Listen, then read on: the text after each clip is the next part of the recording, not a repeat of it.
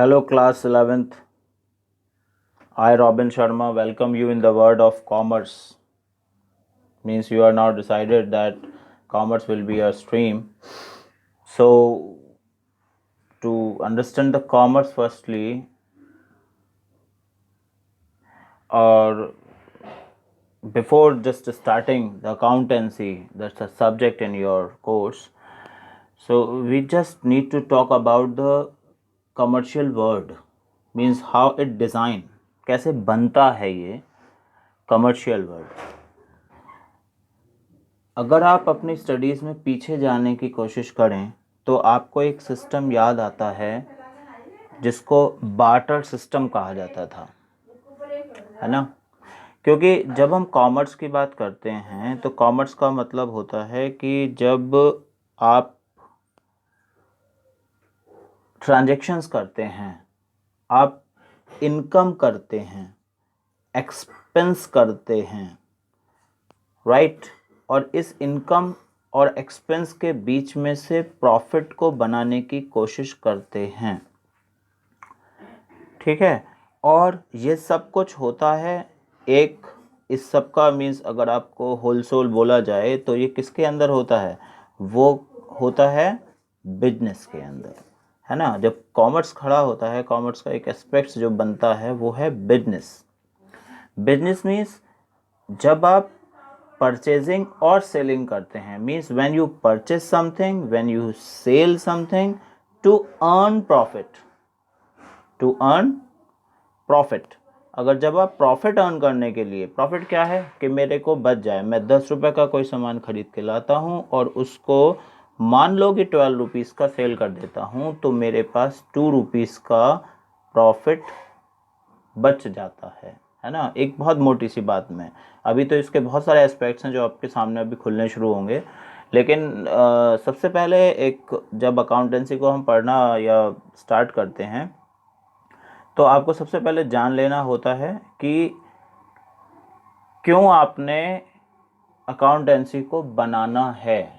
Businesses होते हैं, ये सब जानते हैं, है ना।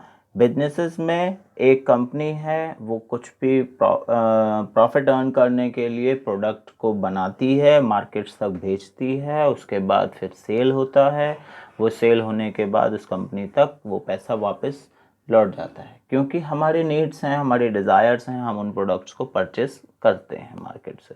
वो प्रोडक्ट भी हो सकते हैं, वो सर्विसेज भी हो सकती हैं, राइट। तो ये वैसे अभी पूरा एक टॉपिक आपका जो फर्स्ट बिजनेस का चैप्टर है उसमें भी आप इसको रिपीट करने वाले हो, उसका पूरा डिस्क्रिप्शन नेक्स्ट वीडियो में आपको बिजनेस स्टडीज़ का जो चैप्टर है उसमें दिया जाएगा। अभी ये अकाउंटेंसी है।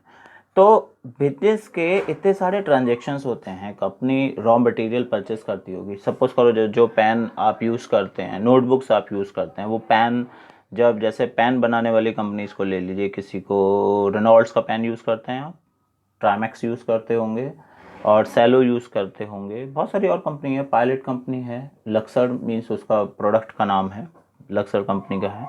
तो ये सारी कंपनीज रॉ मटेरियल परचेस की करती होंगी, प्लास्टिक लेती होंगी, स्टील लेती होंगी, इंक लेती होंगी दूसरी कंपनीज से, फिर उनको उठा के ये असेंबल करते हैं, मीन्स प्लास्टिक से पेन बनाते हैं, और प्लास्टिक से पेन बनाने के बाद उसमें रिफ़िल होता है, इंक लगाते हैं, डालते हैं रिफ़िल के अंदर, और ये पूरा का पूरा एक पेन तैयार हो जाता है। फिर वो पेन मार्केट में बिकने के लिए आता है और मार्केट से आप उसको परचेस करते हैं, जिसके लिए आप एक कॉस्ट देते हैं, एक पैसे देते हैं, है ना, दैट इज़ कॉस्ट जो आपने पेड किया। फिर वो जिस कंपनी से वो प्रोडक्ट रिटेलर के पास आया था जिसने आपको बेचा है, फिर वो कंपनी तक पैसा पहुंच जाता है, मीन्स वो अपने पैसे का पेमेंट ले लेते हैं। तो ये एक बिजनेस चल रही है, ठीक है। ये इतने सारे ट्रांजेक्शन्स हो रहे हैं। अब इन ट्रांजेक्शन्स को किसी भी बिजनेसमैन को ज़रूरत थी कि इनको लिख कर रखें।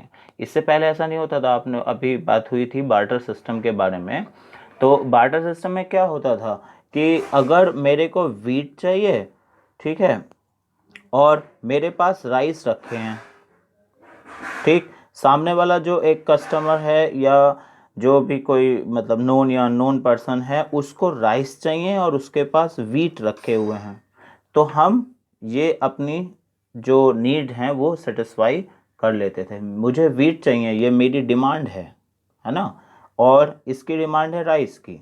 मेरे पास रिजर्व में है राइसेस, रिजर्व रखा हुआ है, राइस रखा हुआ है, तो मैं इसको राइस दे दूंगा, राइस इसकी नीड पूरी हो जाएगी। और मुझे वीट की नीड है, मुझे गेहूं चाहिए, तो ये अपने रिजर्व में रखा हुआ गेहूं मेरे को दे देगा। ये एक बहुत सिंपल सा सिस्टम था, लेकिन ये पॉसिबल नहीं हो पाया क्योंकि कई बार जो डिमांड्स थी वो इक्विवेलेंट नहीं हो पाती थी, है ना। मेरे को राइस चाहिए अगर, तो सामने वाले के पास तो लेदर है, वो तो लेदर दे सकता है, या फिर अगर वो लेदर, मेरे को तो नीड नहीं है लेदर की, है ना। तो मतलब कॉन्सिक्वेंस नहीं थे, राइट। ओके, तो इतने सारे जो बिजनेसेस ट्रांजेक्शन्स हो रहे हैं उन सबको रिकॉर्ड रखना ज़रूरी है। बार्टर सिस्टम में तो ऐसा नहीं है, वहाँ तो ठीक है, नीड हुई तो आपने प्रोडक्ट को एक्सचेंज कर लिया। लेकिन अब इस प्रॉब्लम से बचने के लिए जब एक्सचेंज में प्रॉब्लम आई थी, तभी जो है इंडिया ने सबसे पहले मनी को इंट्रोड्यूस किया था, है ना। रुपेण से रुपया बना था, रुपेण, है ना। इंडिया में जो रुपया बना था कि चेंज करना है, मुद्रा देनी है किसी को, जो मुद्रा शब्द बना है वो इससे बनकर तैयार हुआ था, मीन्स रुपेण। जब आप कुछ भी एक्सचेंज करते हैं तो उसके लिए एक मीडियम चाहिए, और वो मीडियम का नाम मीन्स बाद में हुआ मनी, मीन्स पैसे। पैसे तो मतलब उसका करेंसी का नेम होता है कि आप किस में यूज़ कर रहे हैं, तो वो होता है मनी। मीन्स जब आप एक प्रोडक्ट से दूसरे प्रोडक्ट को एक्सचेंज करना चाहते हैं, मीन्स आप कुछ परचेस करना चाहते हैं, मान लीजिए आप रोड पे हैं आज के टाइम में और एक वाटर बोतल परचेस करनी है, तो मिनिमम आप 20 रुपीज़ का 1 लीटर पानी लेते हैं, और वो 20 रुपीज़ जो आप करेंसी नोट्स में दे रहे हैं, या तो, है ना, जो आपकी कंट्री का नोट्स हैं, या फिर कॉइन्स में दे रहे हैं, तो ये दोनों जो करेंसीज हैं ये मीडियम ऑफ एक्सचेंज बन गई। मीन्स मीडियम ऑफ एक्सचेंज, जब आप पैसा देकर किसी से कोई सामान खरीद लेते हैं तो वो मीडियम ऑफ एक्सचेंज कहलाता है। अब इस मीडियम ऑफ एक्सचेंज को, मीन्स इन ट्रांजेक्शन्स को जो कंपनीज काम कर रही हैं, या आप खुद से हैं, आप अपने घर पे हैं, आप कहीं जॉब पे हैं, या कोई पर्सन है, ठीक है, या एज ए स्टूडेंट आप हैं, तो आप इन सारे ट्रांजेक्शन्स को, जो जहाँ जहाँ आपने पैसा खर्च किया, जहाँ जहाँ से आपको पैसा मिला, उन सबको रिकॉर्ड करने की कोशिश करेंगे, क्योंकि इतने सारे ट्रांजेक्शन्स हो जाएंगे। और अगर जैसे एक बिजनेसमैन को सोचो कि उसने पैसा लगाया है बिजनेस में और वो उससे प्रॉफिट कमाना चाहता है ना।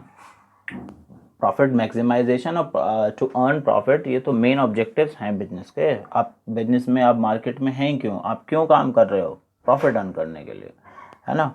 अब प्रॉफिट ही नहीं मिले तो फिर आपको बिजनेस को चेंज करना पड़ता है।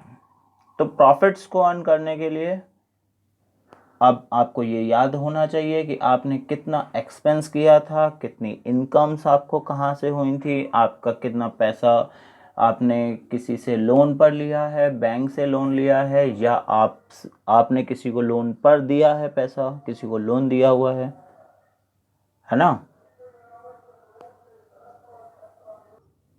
So transactions will be recorded, and recorded just like in a, means you can not a general way.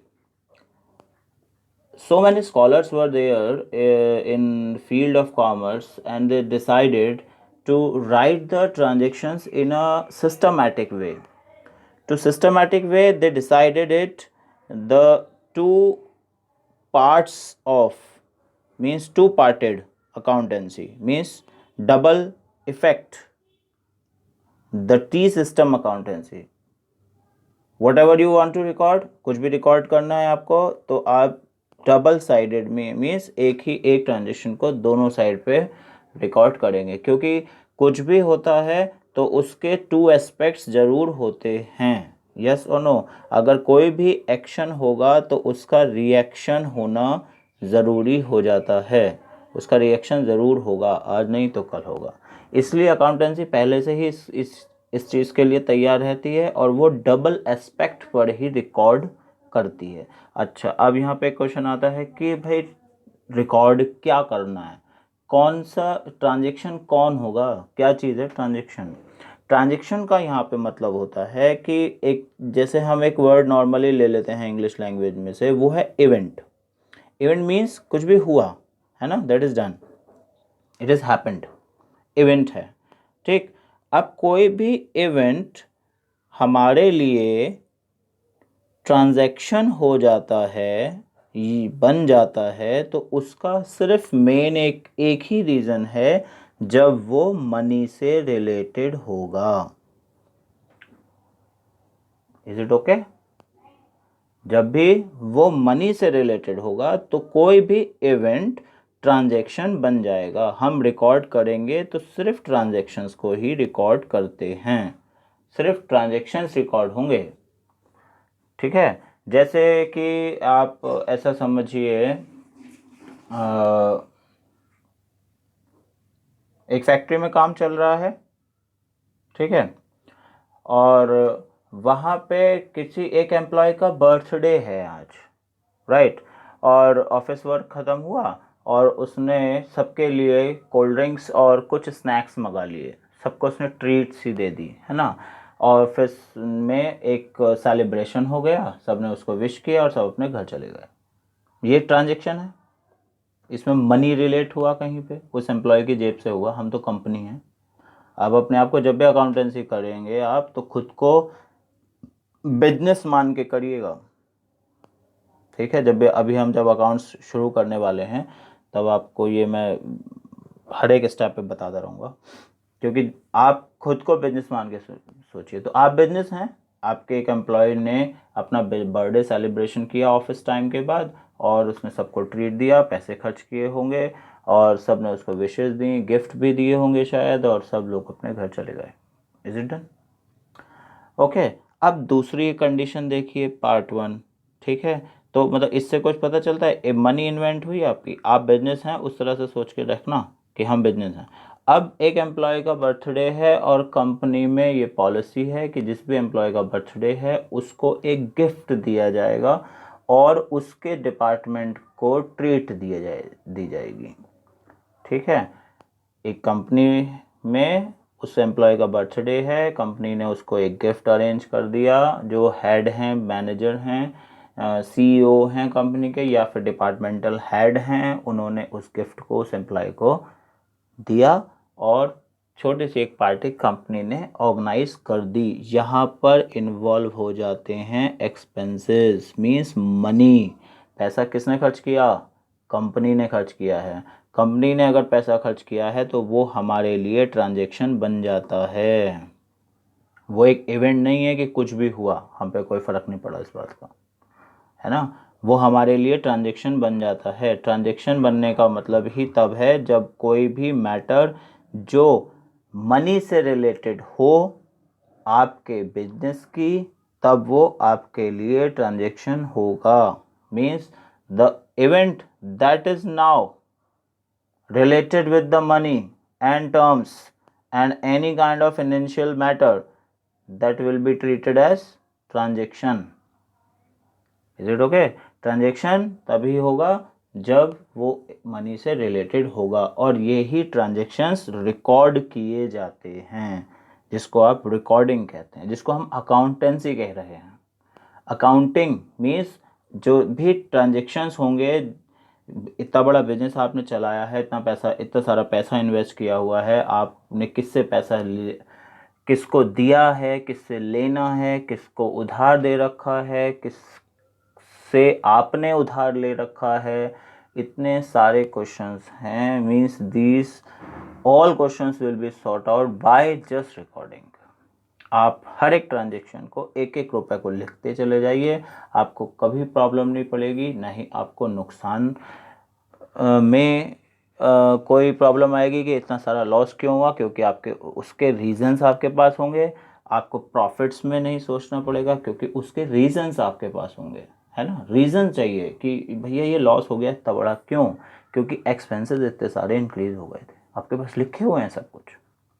Profit हुआ इतना ही क्यों हुआ, क्योंकि ये रीजंस हैं, ये इतने एक्सपेंसेस हुए थे, इतनी इनकम हुई थी, इसमें से ये प्रॉफिट बच रहा है। Is it okay? तो ये रीज़न मीन्स बेसिकली एक जनरल लैंग्वेज में कहने को है कि जब आप अकाउंटेंसी करने को शुरू करते हैं, अकाउंटिंग करने को मतलब स्टार्ट करते हैं, तो बिजनेस से रिलेटेड, मनी से रिलेटेड जितने भी ट्रांजैक्शंस हैं उनको हम लिखना शुरू करते हैं, उनको रिकॉर्ड करना शुरू करते हैं।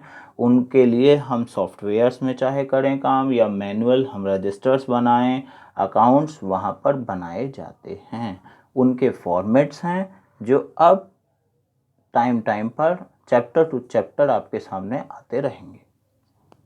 ठीक है, डबल एस्पेक्ट पे काम होता है, इसका आप ध्यान रखेंगे। सभी अकाउंट्स में डबल एस्पेक्ट्स पे काम होगा।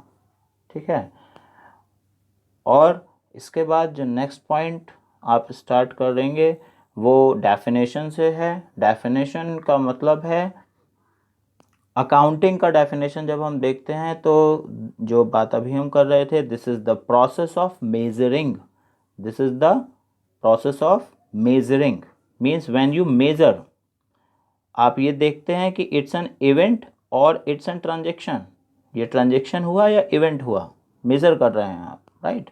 देन आफ्टर यू रिकॉर्ड, तब आप रिकॉर्ड करते हैं उसको, राइट। फिर रिकॉर्डिंग हो जाती है, आपने सारे ट्रांजेक्शन्स लिख लिए हैं, ऐसे मान लो जैसे कि डे बुक में लिख लिए होंगे, जर्नल में लिख लिए होंगे, अभी ये शब्द अभी सब आपके सामने आ जाएंगे सबके सब। फिर आप इनको समराइज़ करते हैं कि भैया फ़ायदे वाले कौन कौन से हैं, नुकसान वाले कौन कौन से हैं, मेरे जो प्रॉपर्टी है, मेरी एसेट है, वो कौन कौन से ब्लॉक्स में जाएगी, मेरी लाइबिलिटीज़ कौन कौन से ब्लॉक्स में जाएगी। फिर आप उसे एनालाइज करते हैं, फाइनल रिजल्ट देखते हैं उसका। फाइनल रिजल्ट का मतलब है कि प्रॉफिट कितना हुआ, लॉस कितना हुआ, मेरे पास कितनी एसेट बची हुई है, मेरे पास कितनी लाइबिलिटीज़ हैं जो मुझे देनी है। तो और ये भी फिर वही देखो, उन्होंने वर्ड यूज़ कर दिया ऑफ फाइनेंशियल ट्रांजेक्शन। ये सारा काम होगा तो किसका होगा, फाइनेंशियल ट्रांजेक्शन्स का ही होगा, किसी और इवेंट का नहीं होगा। ठीक है, तो इस प्रोसेस को कहते हैं अकाउंटिंग। और यही जब सिस्टमैटिक नॉलेज बन जाती है तब आप इसको कहते हैं accountancy. Means it refers to systematic knowledge of the principles and the techniques applied in accountancy, in accounting. ठीक है, means all the techniques and principles in a systematic way. ठीक है, तो and they applied in accounting, these all are called accountancy. ये principles accountancy कहलाते हैं कि भैया काम कैसे करोगे, क्या तरीका होगा तुम्हारे पास, क्या नॉलेज है इनकी, इस डाटा की, या जो भी कुछ हुआ है उसको तुम जानते हो कि वो बिजनेस से रिलेटेड है या नहीं है। तो इन सभी बातों की नॉलेज जो है वो अकाउंटेंसी होती है। अब ये अकाउंटेंसी प्रोसेस कैसे करेगी, ये अकाउंटिंग प्रोसेस कैसे करेगी, कौन सी हम चीज़ पहले करेंगे, उसके बाद दूसरा पॉइंट आएगा, उसके पास तीसरा पॉइंट आएगा, ये किस तरह से होगा, वो देखने के लिए आप इस फ्लो चार्ट को देख सकते हैं, बहुत आसानी से समझ में आ जाता है। पहली चीज़ जो आपको इतनी देर से बात चल रही है वो है ट्रांजेक्शन। ट्रांजेक्शन क्या है, that is related with the money, right? That is called transaction. Means any event, yeah, whatever is happening, any happening that is related with the money, it is called transaction. कोई भी event जो money से related हो गया आपकी, वो transaction बन जाता है, वरना तो वो ट्रांजेक्शन नहीं कहलाएगा और हमारे लिए वैल्यूएबल नहीं होगा। Is it okay? ट्रांजेक्शन पहली चीज़। दूसरा वाउचर है, मीन्स आपको मिलता है कहीं से, जैसे आपने बिल्स देखे होंगे। ठीक है, बिल अभी फ़िलहाल आप इसको बिल की तरह से ट्रीट कर सकते हैं। आपने बिल देखा होगा या आप you can just find it from your home nowadays you are at, है ना, बिकॉज ऑफ लॉकडाउन। तो कोई भी बिल वाउचर हो सकता है। मीन्स सपोज करिए कि जैसे कंपनी की जो मशीन्स हैं वो उनमें डीजल्स की ज़रूरत होती है, तो वहाँ पे एम्प्लॉयज़ गए और डीजल ले आए हैं वो केन्स में भरवा के। ठीक है, या सप्लाई होती है तो जो ऑनर हैं वहाँ के जो पंप डीलर हैं उन्होंने डीजल आपके यहाँ पे भेज दिया। तो डीजल जब आपने वहाँ से परचेस किया तो आपको बिल मिलेगा, एक स्लिप मिलेगी, that will be a voucher, जिसको एंट्री करना माने जिसको रिकॉर्ड करना ज़रूरी होता है। वो रिकॉर्डिंग के लिए आपको दोनों चीज़ों की ज़रूरत होती है। जैसे कुछ भी आप परचेस करिएगा, मीन्स कुछ भी परचेस कीजिएगा, कुछ भी सेल कीजिएगा, तो इन दोनों चीज़ों में आपको वाउचर मीन्स वो एक बिल या एक कॉपी, कस्टमर कॉपी आपको मिलती है। और जब आप सेल करते हैं तो आपको ऑफिस कॉपी आपके पास रहती है। These are the vouchers. ये और भी तरीके के हो सकते हैं, ये डेबिट नोट्स भी हो सकते हैं, क्रेडिट नोट्स भी हो सकते हैं जो उधारी में लिखे गए हों, या फिर ये प्रॉमिसेस भी हो सकते हैं। ये बहुत सारा एक जो पॉइंट ऑफ व्यू है, पूरा चैप्टर भी है आपके पास थ्योरेटिकल में, ये वो हम अभी टाइम पर पढ़ेंगे। तो रिकॉर्डिंग को समझना पहले ज़रूरी हो जाता है। रिकॉर्डिंग आपको समझ में आ गया है क्या है? Means when you just arrange the things, when you record the thing, right. अब उसको रिकॉर्ड करने के लिए पहली चीज़ आती है, this is called journal entry, जहाँ से अकाउंटेंसी आपकी स्टार्ट हो रही है, राइट। जर्नल एंट्री, जर्नल करने का मतलब होता है, देखो एक फॉर्मेट बनाते हैं, आपकी स्क्रीन पे आपको दिख रहा होगा, ये 2 कॉलम यहाँ पे आपने ड्रॉ किए, राइट, इस तरह से।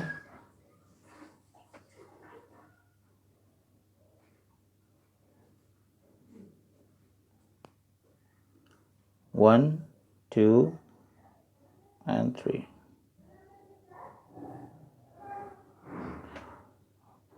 देख रहा है ठीक से? यहाँ पे जर्नल एंट्री लिखी जाती हैं, ये अमाउंट कॉलम होता है,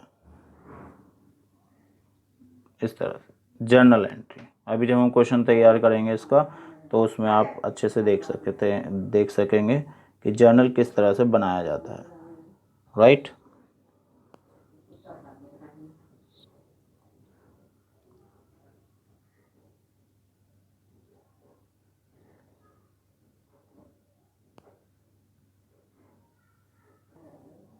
ओके, तो ये जर्नल एंट्री है, राइट।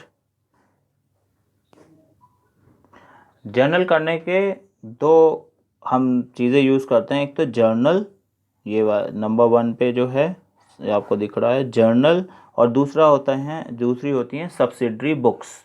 सब्सिडरी बुक्स और जर्नल दोनों यूज़ किए जाते हैं आपके कोर्स में, दोनों ही आपको पढ़ाए जाएंगे, जर्नल्स भी और सब्सिडरी बुक्स भी।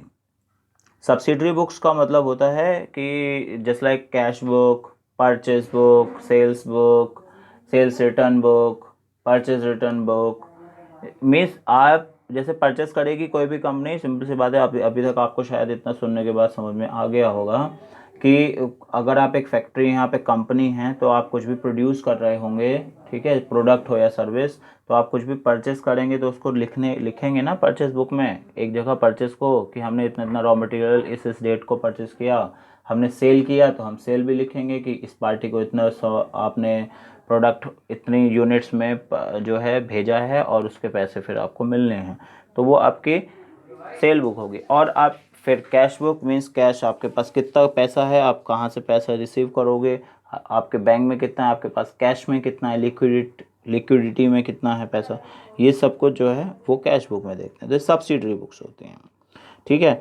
इनसे बनती हैं पोस्टिंग और क्लासिफिकेशन, ठीक है। मतलब जो अभी बात चल रही थी, ये जो लेजर्स बनाए जाते हैं, लेजर्स बनाने में मीन्स आप परचेज बुक अलग बनाते हो, सेल्स बुक अलग बनाते हो, और मीन्स हर जितने भी ट्रांजेक्शन्स होंगे, एक्सपेंसेस होंगे, एक्सपेंसेस का अलग से एक लेज़र फॉर्म होगा, मीन्स एक अकाउंट फॉर्म होगा, राइट। और परचेज है, सेल्स है, डेप्रिसिएशन लगेगा, आपकी मशीनरी होगी, आपकी लाइबिलिटीज़ होंगी, मीन्स जितने भी पॉइंट्स आप पैसे से रिलेटेड ट्रांजेक्शन्स करने वाले हो, सबके लिए आपको लेजर्स फॉर्म करने पड़ेंगे, अलग अलग सबके हाउसेस सबके बना दिए जाएंगे, ठीक है। अभी हम वो चैप्टर में और इसको एक्सप्लेन वे में पढ़ेंगे।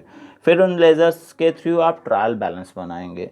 मीन्स ट्रायल बैलेंस का मतलब होता है सम अप कर देना, समरी बना देना। आप सब कुछ जो है डेबिट और क्रेडिट फॉर्म्स में 2 साइड में लिख के छोड़ देते हो, इस तरह से, और जिससे कि आप ये देख सकते हैं कि आपके डेबिट और क्रेडिट के बैलेंसेस इक्वल हैं या नहीं हैं। अगर ये इक्वल आते हैं, इट मीन्स आपका बिजनेस ठीक है, आपने कोई ट्रांजैक्शन छोड़ा नहीं है, राइट। इन ट्रायल बैलेंस के थ्रू ही आप फाइनेंशियल स्टेटमेंट्स मीन्स ये फाइनल अकाउंट्स होते हैं जो लास्ट में बनते हैं कंपनी के एंडिंग पे, मीन्स 31 मार्च को आपको इसको बनाना कंपलसरी होता है। मीन्स आपका बिजनेस चलता है ना इंडिया में, जैसे फर्स्ट ऑफ अप्रैल से, इस बार तो प्रॉब्लम हुई कोरोना की वजह से, जो है वो नहीं हो पाया है फाइनेंशियल ईयर स्टार्ट, वरना तो ये फाइनेंशियल ईयर अप्रैल 1 से 31 मार्च तक कंटिन्यू हमारा फाइनेंशियल ईयर स्टार्ट हो जाता है और चलता है।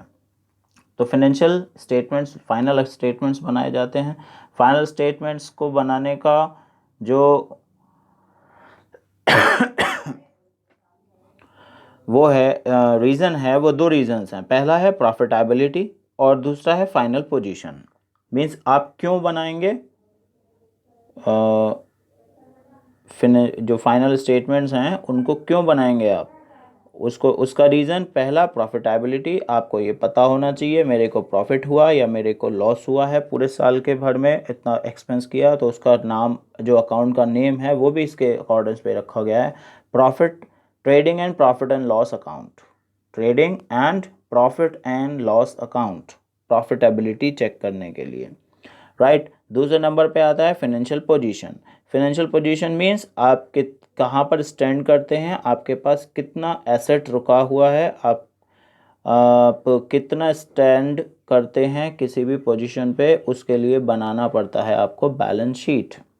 बैलेंस शीट का मतलब होता है when you compare your assets and liabilities, means they both will be equal. अब यहाँ पे क्वेश्चन आता है कि एसेट्स क्या है भाई। एसेट्स का मतलब होता है means any kind of property that is engaged in business, कोई भी प्रॉपर्टी जो मेरी बिजनेस में एंगेज है, मैंने जो भी बिजनेस में लगा दिया वो क्या बन जाती है, मेरी एसेट बन जाती है। What ever I have in the business वो एसेट है। Is it okay? मान लो कि जैसे एक बिल्डिंग में कोई एक शॉपकीपर है, नीचे उसकी दुकान है, वो शॉप करता है वहाँ पे, किसी भी प्रोडक्ट को सेल करता हो वहाँ से, और उसके ऊपर जो है वो उसका घर है, उसी दुकान के ऊपर। अपने बहुत नॉर्मल स्ट्रक्चर है इंडिया में, ये नॉर्मली दिख जाता है, नीचे दुकान है और ऊपर घर बना हुआ है, ठीक है। तो यहाँ ये जो एक बिल्डिंग है, जो इंफ्रास्ट्रक्चर है, वो दोनों तरह से ट्रीट होता है, ठीक है। दोनों तरह से ट्रीट होने का मतलब ये है कि जो अपर पोर्शन है हाउस का, है ना, ये हाउस है, जैसे जो अपर पोर्शन है वो प्रॉपर्टी बोला जाएगा, मीन्स नॉर्मली जो प्रॉपर्टी होती है लोगों के पास, ठीक है, जो भी संपत्ति, ठीक। और नीचे वाला पोर्शन जिसमें उसने अपनी शॉप बनाई हुई है, वो कोई भी प्रोडक्ट यहाँ से सेल करता है, this will be called assets. Business, यहाँ इसे कैंपस में बिजनेस हो रहा है, इस कैंपस को यूज किया जा रहा है कुछ भी परचेस और सेल करने के लिए। ये वाले कैंपस को, नीचे वाले कैंपस को कहाँ, किस चीज़ के लिए यूज किया जा रहा है, कुछ भी परचेस करने और कुछ भी सेल करने के लिए। यहाँ पे मनी ट्रांजेक्शन्स चलते हैं। इट मीन्स ये जो कैंपस है, ये कंपाउंड जो है वो एसेट की तरह से ट्रीट होगा, राइट। ये लिविंग पोर्शन है, यहाँ पे लोग रहते हैं। अब यहाँ रहते हैं तो ठीक है, ये आपकी प्रॉपर्टी है, कोई बात नहीं। अंतर साफ से देखना है तो इनके इलेक्ट्रिसिटी बिल देख लीजिए। ऊपर का जो इलेक्ट्रिसिटी बिल होगा वो कमर्शियल डोमेस्टिक होगा। कैसा होगा? डोमेस्टिक। और नीचे का जो इलेक्ट्रिसिटी बिल होगा उसको कमर्शियल बिल कहेंगे। दोनों के लिए अलग अलग कनेक्शन लेना पड़ेगा। अगर आपने नीचे वाले पोर्शन में कन्फेक्शनरी मीन्स आपके हलवाई की दुकान है, आप या फिर कुछ भी तरीके से आप गैस सिलेंडर भी यूज़ करते हैं, तो यहाँ पर जो गैस सिलेंडर यूज़ होगा वो कमर्शियल गैस सिलेंडर होगा, वो कमर्शियल कनेक्शन जाएगा। ऊपर घर में डोमेस्टिक जाएगा। आपने शायद देखे होंगे दो अलग अलग टाइप के सिलेंडर्स इंडिया में यूज़ होते हैं, एक छोटा एक बड़ा यूज़ होता है। मीन्स रेड कलर वाला जो होता है सिलेंडर वो डोमेस्टिक यूज़ में आता है, और ऊपर से थोड़ा सा ब्लू कलर का होता है वो कमर्शियल यूज़ के लिए होता है। कमर्शियल मीन्स जब आप किसी बिजनेस में एंगेज कर देते हैं उसको। तो डिफरेंस समझ में आ गया? Whatever you are using in your life means any kind of resource, वो आपकी प्रॉपर्टी है, ज़मीन है, घर है, मकान है, गाड़ियाँ हैं, घर का सामान है, कैश बैंक में आपके पास है, या आपके पास जो पैसा वैसे ही रखा हुआ है आपके घर पे, आपके वॉलेट में है, कुछ भी है, ठीक है, वो सब प्रॉपर्टी है, ठीक। लेकिन अगर वो किसी बिजनेस में इन्वॉल्व हो गई तो वो एसेट बन जाती है।